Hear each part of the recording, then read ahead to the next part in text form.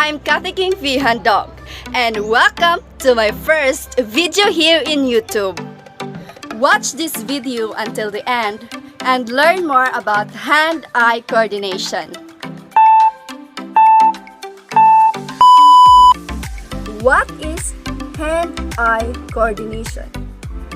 Hand-eye coordination, or eye-hand coordination, is the ability to do activities that require the simultaneous use of our hands and eyes, like an activity that uses the information our eyes perceive or visual spatial perception to guide our hands to carry out a movement.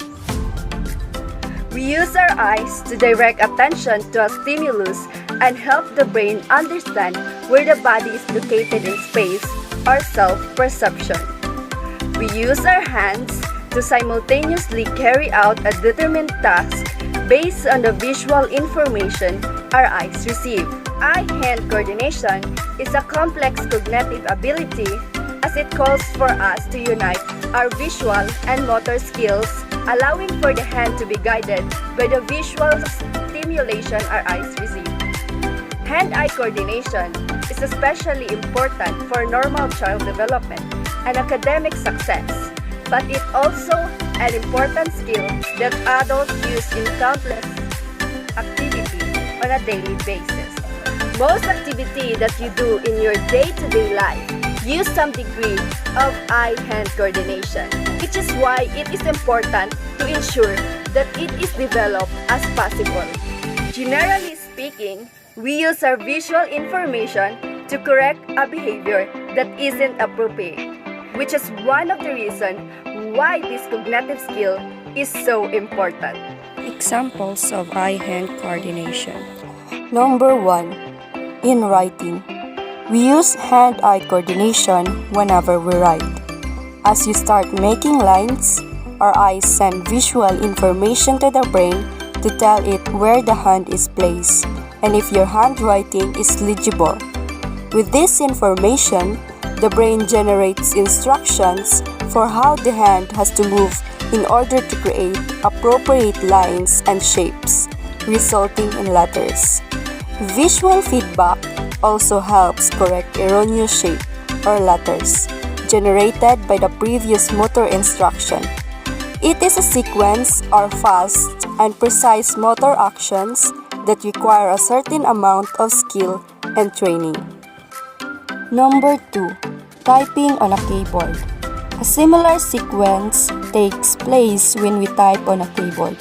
The type of movements are different, but we still use visual information to tell the brain how to guide the hand or if a mistake needs to be corrected.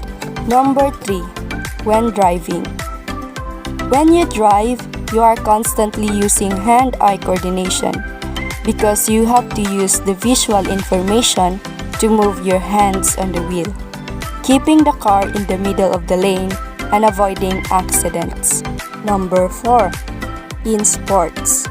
Almost every sport requires the use of hand-eye coordination to coordinate what you see with your eyes with the movement of your body.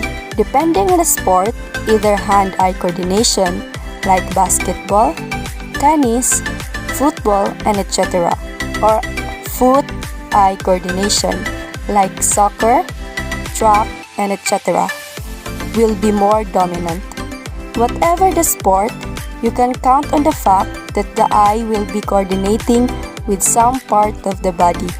So a more appropriate term for this type of coordination may simply called motor coordination. Problems and disorders related to poor hand-eye coordination.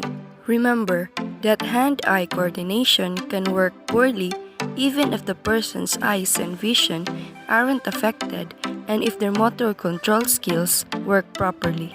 It is possible for someone with perfect vision to have hand-eye coordination problems that will only be apparent when they have to use both the visual and motor system together. Any alteration to the visual or motor system can significantly affect hand-eye coordination, like visual or muscular problems like strabismus or cross eyes, amblyopia, muscle hypotonia, balance problems, or cross-laterality. Brain damage to the motor areas or areas related to motor areas or to perceptive areas may cause hand-eye coordination problems.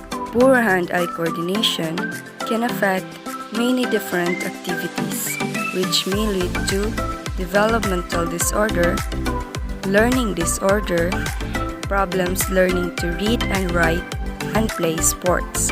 In academics, making mistakes when they take notes, poor handwriting, poor attention. In professional areas, if there are problems typing or assembling objects, and problems with daily activities, from eating to sewing to driving. Two main conditions for inadequate eye-hand coordination. Number 1. Vision impairment.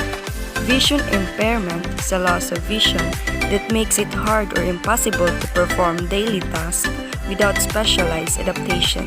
Vision impairment may be caused by a loss of visual acuity in which the eye does not see objects as clearly as usual.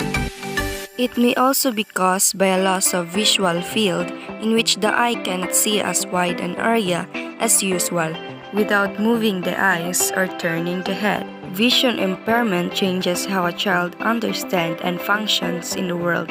Impaired vision necessarily affects a child's hand-eye coordination as well as cognitive, emotional, neurological, and physical development.